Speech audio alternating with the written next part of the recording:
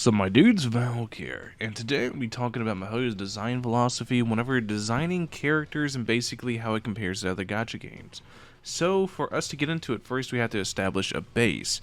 And the baseline is that other gacha games tend to introduce characters that are so ungodly broken that they create a massive problem that they have to fix. A good example here is the Purgatory Bond with 7 Deadly Sins Grand Crossed. If you scroll down, you can just see how this character basically is just broken, absurd, just absolutely destroys everything, and how this character basically changed the way the game is because this character is a massive problem. You can see 7 months ago, 7 months, and this character is actually a year old, and this character is still an issue in 7 Deadly Sins Grand Cross. That's how powerful this character is. Then we go over to Dragon Ball Legends with Zenkai, Father and Son Kamehameha Gohan. You can see here through Gresh's titles how he was pretty broken. He's matched now, but it only took a year to really get this unit down. So now that we set a baseline that gacha games tend to follow this pattern of releasing super strong broken units, and then they have ways to balance around super strong broken units, or they release content that's insanely difficult, so you need a super strong broken unit. To beat it, they create a problem and then sell the solution. I want to talk about how Mihoyo does things, which is virtually the exact opposite, where they kind of sell the solution before they can even create the problem. So a good example of them actually following the standard before they started this is Zhongli's Jinyan Diona. So if you remember, whenever this first came out, this was the first floor 12. The first floor 12 was the one with cryo cages that would almost one-shot you if you were not running something like Pyro to go ahead and dodge it. But if you weren't running Pyro, it was virtually unusable. Or it was virtually not unusable, virtually unbeatable. Diona was a massive, massive boon to actually help to stop the cryo cages that would one-shot you. So, this is an example of them following the standard formula, correct? So we keep moving up. We can see Albedo kind of came out, and he didn't really have all the tools he has now, so at the time he wasn't nearly as good as he is now. He was pretty underrated, but in the end, he kind of didn't really solve any problems. Same with Ganyu.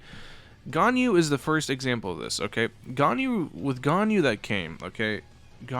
She came out so strong. She was so much stronger than basically any content in the game that was absolutely needed. So the point where she's still one of the best DPS options in the game today.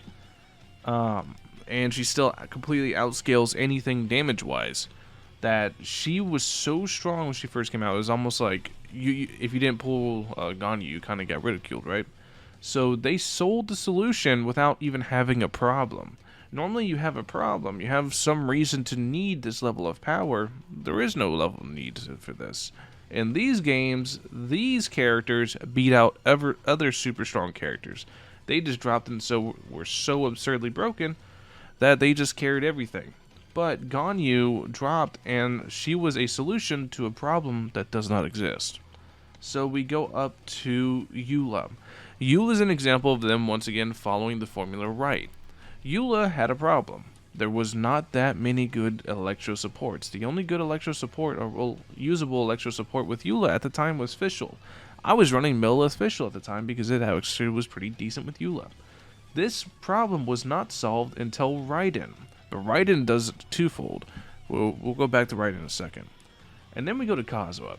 Kazuha, as we all know, is broken. Kazuha is insane. But Kazuha shines really, really, really hard in mono teams.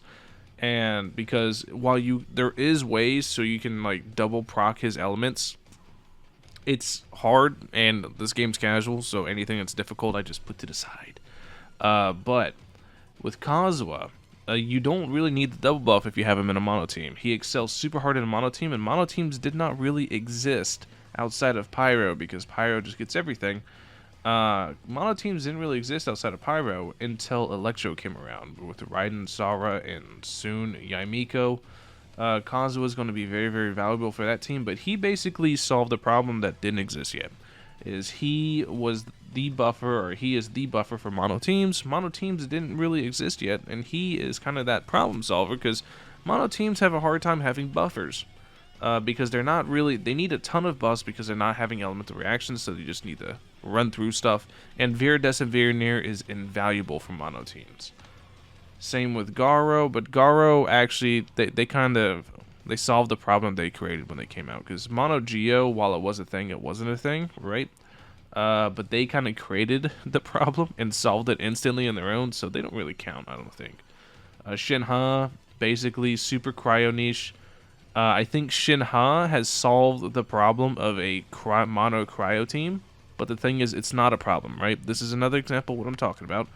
She is the solution to a problem that does not exist yet. She is a solution to having a mono cryo nuker, but there is no mono cryo nuker right now. So, we go back to Raiden. Raiden solves the problem of energy recharge. But not that many characters have energy recharge issues because we do things like batteries, sack weapons, etc. So she solves a problem again that does not really exist yet.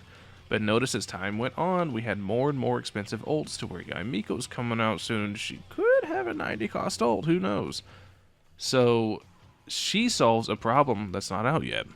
So the reason I'm bringing up, and I want to bring up Mihoyo's like kind of backwards design philosophy to let you guys know, whenever I say Shinha's probably going to be better in the future, is Mihoyo's had this pattern for quite a while now, where they release a solution before they release a problem, and then once they release the problem, if you missed out on the solution, you gotta wait for a rerun.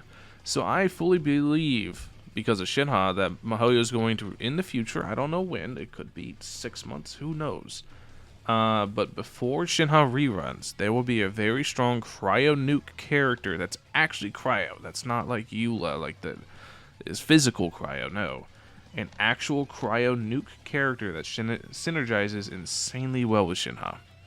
And it's something that I just wanted to make this video to kind of implant in your mind, because I don't want you guys to hyper-focus on Shinha. I want you guys to look at units in the future that come out through the same scope, because it's a design philosophy Mihoyo tends to follow, in my opinion at least. So whenever you guys are looking at units that come out in the future, just if they don't make sense currently, think about what will be making sense, or think about the past that they've done, that units that come out that don't really make sense at the time, they will become stronger with time. This is just my opinion. Anyways, let me know what you guys think. This is just a video I've been wanting to make to kind of explain how Mihoyo has this like backwards design philosophy, and how I think that in the future Mihoyo is going to be really adding more weird niche units like Shinha, but then whenever they come out, they're not going to make any sense. But then like a couple patches later, a unit's going to come, you're like, oh my god, this is who they're meant to pair with. Just want to let you guys know my thoughts on it. Anyways, thank you guys for watching as always. Let me know what you guys think in the comment section below. I'll catch you guys in the next one. Peace.